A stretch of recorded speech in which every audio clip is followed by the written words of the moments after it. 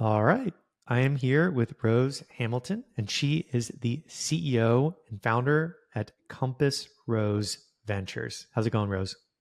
It's great. I'm excited to be here and talk with you today. Yeah, we got a lot to talk about. But before we get Mhm. to the nitty gritty, let's talk about your background. What got you into business? Well, after many years of being an operator and an entrepreneur in companies like Best Buy, the Vitamin Shop, Ann Taylor, Chico's, um, Pet 360 that was acquired by PetSmart, Nutrafol. After being an operator in all those places, I met so many interesting founders and people who wanted to really scale and really grow their CPG brands.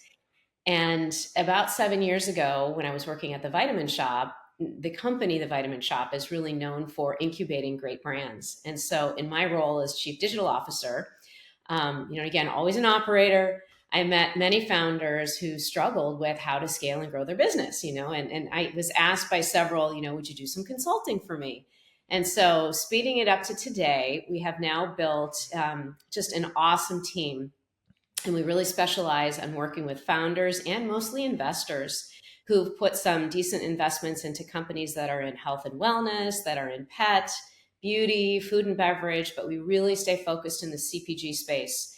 In many situations and cases, there's a company that's getting prepared and ready for a strategic exit, or an investor's gotten in and things aren't going quite as they had expected it. And so they will bring Compass Rose in to really evaluate the business and help the founders and the executive team in whatever fashion we figure we need to once we get in and understand what the hurdles and the issues are. So we work with both investors and boards and management teams and founders, and it's just such a joy. I mean, we find new journeys and different stories every day. It's always interesting. Very cool. Very cool. Well, let's start digging in here. Like, what are some tactical things? Because I get a lot of questions around tactics and strategies and things like that on a regular basis. But I'm always curious, like if somebody's listening to this right now, they're a CPG founder, what are some of the tactical things they can do to scale up, stay profitable, and things like that? Well, I would say the number one most important thing is to never lose sight of the customer. I find so many CPG founders had a vision. They might be really strong in understanding science and the product, but and what got them to usually building their business is that they knew there was a big problem and they were uniquely able to solve that problem. And then as they start to grow their businesses and they delegate, hire teams, start to scale, I watch and observe many of them who scale too fast. You hire too fast, you bring new people in, you don't have time to be as intimate with knowing your customer and their issues. And so, oftentimes, just the notion of making sure you're always there monitoring what's going on in the hearts and minds of customers, what's going on in the numbers, and having the actual diligence, as simple as it may sound, the diligence of sitting down and reviewing those numbers with your team constantly, every week, at the end of every month. I mean, it's always a challenge to do hindsights, but those who do that well and keep themselves planned, 90 days at least ahead, still are able to then react to things in the middle. And so the very tactical element of getting in there and really reviewing what's coming up, what did we just learn?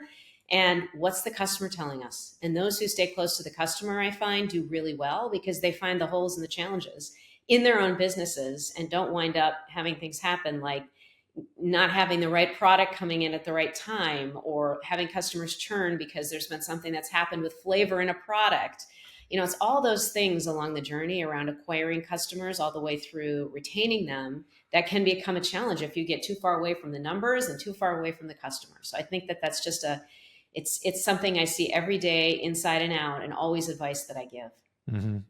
And in all honesty, like in my experience with customers, that is at its core like the kind of entrepreneurial spirit when you see a customer that you're serving and like the reaction, the feedback, all of that. Like that is kind of the spark that a lot of people are chasing, and they get lost in like what you were describing, the numbers, and get lost in all the different elements of a business. But at its core, you're just like giving a customer something that's valuable.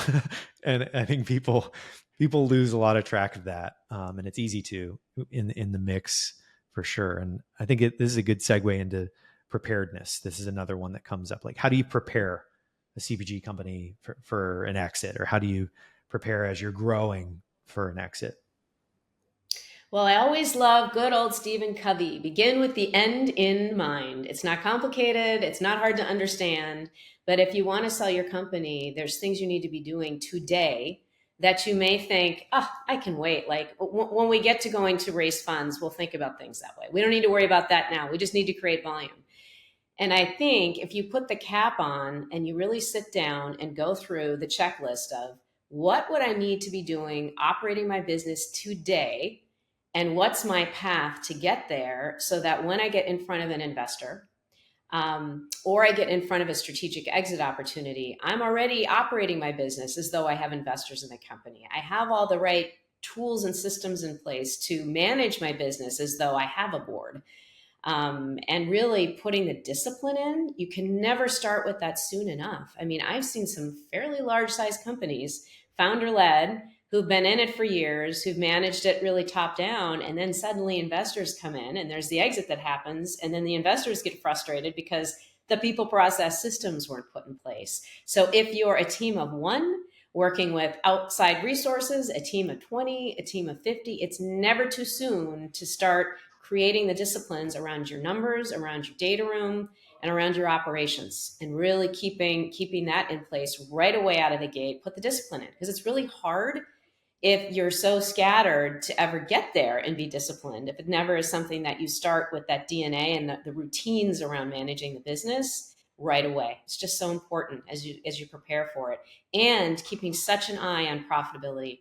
I think the tides have shifted very quickly over the last 3 years. And the businesses that just went after large growth and revenue and then didn't get the investment they thought they were going to get couldn't make it. But those who really stayed focused on a model around how do I stay profitable, how do I, even if I don't grow as fast as I would love to grow slowly and profitably. And that way you aren't stuck having to take an investor or take an exit that's a fire sale, and then all your sweat equity goes down the drain. I'd rather see people grow slowly as they're preparing for that and be mindful, and always being thinking about profitability. As hard as it is, you have to be mindful of that, I think. Well said. Well said. And I think a bonus question here is around community. I think one of the most Mm. transformative things that have happened over the last 10 years, let's call it, just to be round numbers, is building community and kind of using that aspect to really impact long-term growth. And I'm curious as to your experience there, and like how this has kind of led to an attractive exit, and what people can do to kind of leverage a community, or how they can leverage it. Well, I think number one, I always love to say great products, or great companies transcend the products that they sell. And what I mean by that is most successful companies that go through a really strong exit start with some sort of a movement, some sort of a cause, not just I have this product and I'm selling it to you. Instead, it's here's a really important challenge slash opportunity to serve that customer. And then they find customers who share their values. And in order to do that, you have to really share your values. And we now live in an era, I think back to my days at a company called Pet 360, where it was entirely transactional, entirely focused on e-commerce. And at that time, it made sense. But what we realized was we really had to take a look at community, commerce, and content, and look at all three, and also build a business model, though, to give us permission to rebrand the business. And so sitting in the CMO role, I wanted to build community. I could see it. And I had this most amazing CFO who said to me, if you think you're going to get the money to just build something fluffy and you can't attach numbers to it, you're not going to get the money. And so he taught me very much about the balance between lifetime value and new customer acquisition. And Mm-hmm. so we earned our way in, is what I will describe. Yeah, we had lots of products, but we earned our way into this thing called building content and building community. And this is many years ago. Mm-hmm. But what I learned there has not only come true today, it's come true like 10x about how important it is to find customers who share your values. Why? Because Anybody can go to Amazon and buy consumer packaged goods today. Anybody can. But the brands who do something special that make you want to follow them, you could charge higher prices, frankly. And Mm-hmm. so not only is there a profitability element of it, like a good example would be if I want to buy a Bible, I want to buy a book, I can go to Amazon and get a cheap price, but I'd probably rather buy it from a company that shares my values and that is offering me value and offering me content and offering me a lifestyle that matches that particular way of living. It doesn't Mm-hmm. matter if you're an athlete or pick any category that you might choose, and a brand that's able to really give to get, so to speak, like give an experience and an opportunity and give value, winds up having better lifetime value. And I've seen it over and over, and better loyalty. And then you have a community when you see in social media someone picking on you, and your social media manager can't get there fast enough, and all the people in the community are already jumping in on behalf of a business, because every brand will make a mistake, but you really know how strong your brand is and how valuable it is when you're not there answering it and somebody does things for you. And so that really does, in my experience, play out in lifetime value. And for anybody who questions the value of it, it really is a long-term play. And my experience has been, if you only look at building a community based on, oh, it's going to be a Facebook page, and if I don't see sales, I'll shut it down tomorrow, and you don't find a way to really track that individual person you've brought into the community and watch how they behave and perform over time, in my experience, you're never going to understand how incredibly valuable it is and how many more products and how much more profitability you're going to make on that customer that you've brought in and that you've engaged with. So it's a different model. It's a different way of thinking than saying, I'm going to manage my entire marketing budget based on return on ad spend. You might make very different decisions, and you might miss out on the opportunity if you're not balancing new customer acquisition and lifetime value Mm-hmm. and looking at incremental and profitability along the way. Those are so important. So I Yeah. highly encourage building a brand around a movement and around something that is much bigger than the products, because then you keep people engaged at all times and it has an impact on your business. Mm-hmm. Yeah, and at the base level, how I understand that is that by creating the community effectively, your cost of acquisition is dramatically lowered. I mean, if you have Dramatically. Mhm. dramatically lower, and then if you're focusing on retention, you have this massive LTV on the back end of it. So those two pieces together are basically unbeatable if you can consistently hit like you know a close to zero, because you have people managing and whatnot, so you have to have some labor costs associated with it. I'm assuming at scale, but like that is yeah, it's a cool way of looking at it, in that you have very low cost of acquisition and then you have very high retention because you have like that targeted connection. So yeah, I can see the value there, and you're really scaling that up pretty easily. And in terms of timing, I this one comes up pretty frequently, either before or after being prepared. I always like to talk about it. Let's say I build a community, I'm executing on everything that we're talking about. When's the right time to exit? Like what makes it the right time for a business in the CPG space? Well, I think it depends on the objectives. So if the objective is to sell because you're just no longer wanting to be in it, and you want to have someone take it over, that's a different objective than saying, we've gotten it as far as we can grow it, and now we need a strategic exit because we need the extra funding or we need the resources.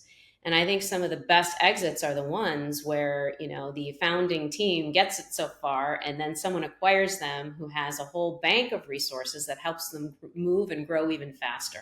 So I think a lot of it has to do with the size of the business, where the market's going, what the market opportunity is, and also where the person who owns the company is at in their life. I mean, there's some people who will want to retire and they might want to just bring in different talent. And so there's many ways to look at an exit. It just depends. And then there's always investors, and it depends on when they're getting itchy and where they're seeing the opportunity. So I think you have to balance all of those things. I don't think there's any right or wrong time. And technically several businesses sold in COVID. Um, right or wrong time, doesn't matter. The fact is things lined up and the businesses transitioned hands and it Mhm. opened up a whole new pocket of opportunity. So I think there's no right or wrong time. I think it just depends on the scenario and really thinking it through and making sure you're clear with what are your objectives for why you're doing this and staying really on point with that. Like, what's your why? Yeah. Because I do see people get lost in the myriad of things you have to do to prepare, and you get lost in terms of remembering, oh yeah, that's why we're doing this, and so we're going to make these decisions so that we can do that. So it's a lot to think through on the timing. Yeah. And for people out there that are listening, let's say they're operating a company in the CPG space or, adjacent, let's say, what are some mistakes that you've seen happen? What are some mistakes that have led to issues or pitfalls that you've seen kind of trip founders up over the years? Because you've worked with so many different Hmm. brands that you have to have like quite the experience with seeing mistakes be made. Well, I'd say the number one pitfall that I see with entrepreneurs is, because I can do it, I will do it, and I'll do it myself for too long of time. Hmm. And when you do things just because you are capable, it still doesn't mean you're the right person necessarily to do them. So those who are willing to really take a good hard look at themselves and have the awareness to say, I might know how to do marketing as an example, but there's something over here in finance that no one else can do. Someone else could do the marketing, or vice versa. It just depends on the individual and the leader, but really knowing when it's time and being aware of when it's time to bring in the talent to help you move faster, and how much easier it actually gets when you get the right person in there. And I also see on the flip side, founders who hire too fast and don't really know what they're looking for. And so when you aren't real clear with the gap you're trying to solve with the skill set you're hiring, or you bring in lots of people and say, well, who we'll see who survives. I think that just becomes really painful, because with every time there's a transition of a chair or a seat, it just is so disruptive, especially in smaller size businesses. Hmm. And I also see the flip side, businesses that scale, that are in the 300, $400 million range, can easily have bloated over time and haven't taken the time to really assess the talent or make the decisions quick enough and fast enough to keep their balance sheets in order so that they're not overloaded with extra headcount, because going through any kind of changes in terms of people is always just so painful. So I think keeping a real close eye at, is everybody really maxed? Do we really need to add that next person? Could some of it be better served outsourced? Should some of it be fractional? Do we need a full-time headcount for that? And so I think those that wait and try to do as much as they can themselves for as long as they can Hmm. need to balance it with, make sure you are getting the extra help. And then there are those who hire too much too fast, and then it hurts them. So that balance, I'd say, in the hiring process is one of the biggest challenges. It makes it or breaks it, frankly, because once someone new is turning the dials in your business, you have to be really confident that they're going to bring the value, that you're paying to have them there. Hmm. And I'm trying Yeah. to think, oh, I'm sorry, go ahead. You had briefly mentioned the three P's. You skimmed Hmm. right over it really quickly, and I think that that's such a fundamental piece. So I'd like to circle back to that Sure. in terms of like advice for processes and systems that founders Hmm. can put in place, because you touched on that, and I think that that's gold. So let's go back to that, what those are and how you Yeah. recommend people implement them. Yeah, well, there's a couple, and I would break it down. And the three P's, just to go back to that, are the people, the process, and the systems. Um, so, if I'm an individual doing everything on my own, and I don't have people necessarily around me, I don't really need. It's going to be whatever process I want to put in place. But as you start to hire people, having a good time, a good stop, pause, bringing in the EOS system. It's an entrepreneurial system, really, that has you staring at your objectives, your measurement, has you looking at your milestones along the way.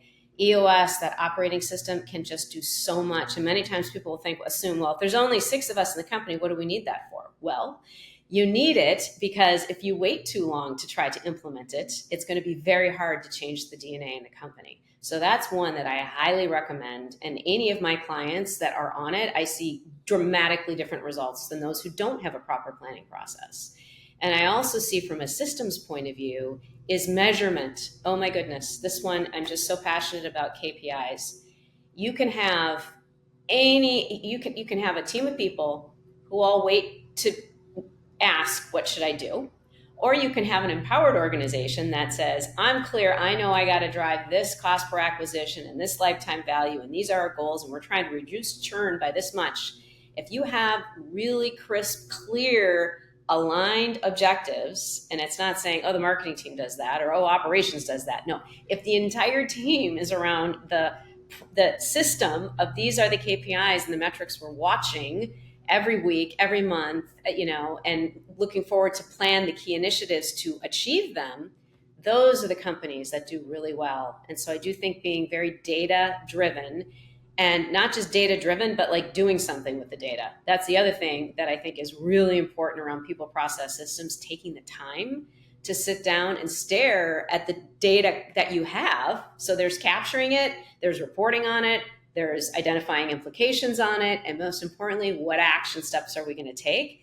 And then having a good, strong process where every week you're saying, all right, we committed to doing these things. Red light, green light, we all good, who's got a hurdle? And being able to move nimbly like that can happen. And people can feel empowered and like they know what they need to do. They know how to prioritize. I mean, everybody will feel overwhelmed when you're in a fast growth company. You always do.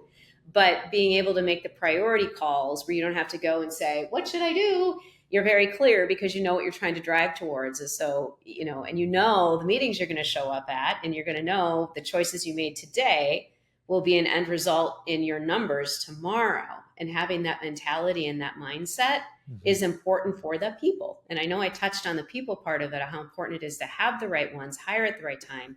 But boy, I'd say the third one is when people move to automation and say things like, oh, AI will solve that. Or, oh, we'll get an automated email system that'll solve that. Or we'll add Slack, that'll solve that. But when you add technology in without the process and the training and the clarity on how we're going to use it, that can just actually provide more chaos, which is the opposite of what you want. So being very mindful when you're bringing in a new tool that, before you pile on 50 of them, make sure you know which ones you actually need, and are we actually using them, and how are we going to use them, and how are we going to report on them, and whether it's Slack or whether it's, plug in on the website that's going to give us subscription service, are we using them to our maximum capability? And are we using any outside resources that might be people like success managers in a software company? Like, these companies have incredible resources. You just have to ask and be mindful of bringing them into your process. And so it really does come down to people, process, systems. And at Compass Rose, that is one of the first things that we do when we're working with a new client is go in and do an evaluation. And the value for the founder, the investors, is that we are unbiased. We're going to look at it from our vantage point, and then we're going to help with our observations and our recommendations in terms of might be some blind spots. So that right out of the gate is something we always do. And we don't just touch one department. We look at comprehensively at the whole picture. And the reason why is because oftentimes people will come to me and say, Rose, I think we got a marketing problem. And can you fix the marketing problem? And when I start asking questions, I actually discover we got a people problem, we got a process problem, and we got a systems problem. That is your end result in marketing. So you got to kind of fix that foundational core it's really the symptom. It's go after the root cause. You might be not seeing what you like in your numbers, but usually it's a root cause in terms of how the business is operating and functioning. And as an operator and being in that role myself, you're running so fast working in your business, you never get to put your head up and work on it and think strategically and think about the changes that you want to make to help you. As you scale, your operations need to scale along with you, and your marketing needs to scale. Your messaging has got to scale. So it's everything. Yeah.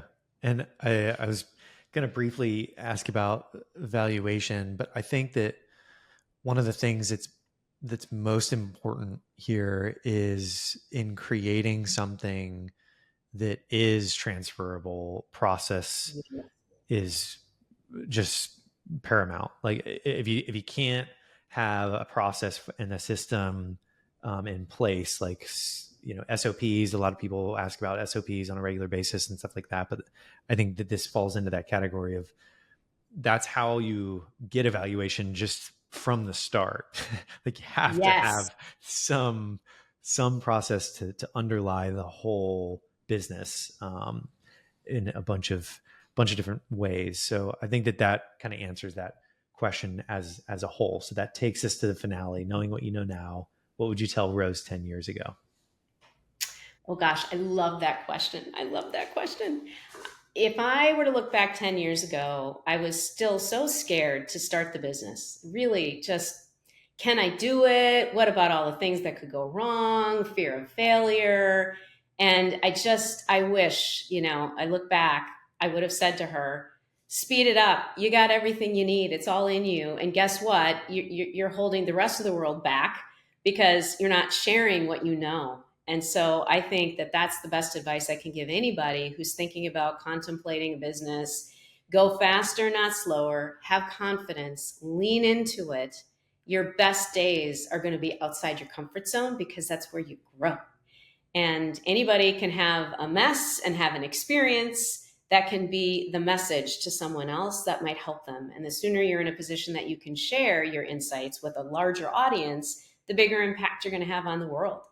And once I figured that out and said, wait a minute, if I only work in one place, I can't help all these myriad of founders and investors who could benefit from the knowledge. And once I figured that out, then it was like rocket fuel. And suddenly I met all kinds of people who were more than happy to help me along the way. And so I think keeping that mindset of, what's your why? What's your purpose? What do you actually want to do on this earth while you're here? And then not being afraid to just leap and go. Well said. Well said. Well, those are all the questions I have. Where can people learn more about what you're working on? Well, you can always follow us at compassroseventures.com, and you can follow us on LinkedIn. We've got some content being published all the time, all kinds of new news to chat about there. So follow me there. And email is the easiest way to capture me at rose@compassroseventures.com. Right on. All right. Well, wherever you guys are listening to this, on iTunes or Spotify, the links that Rose mentioned will be in the show notes. But thank you so much for coming on and sharing all your wisdom, Rose.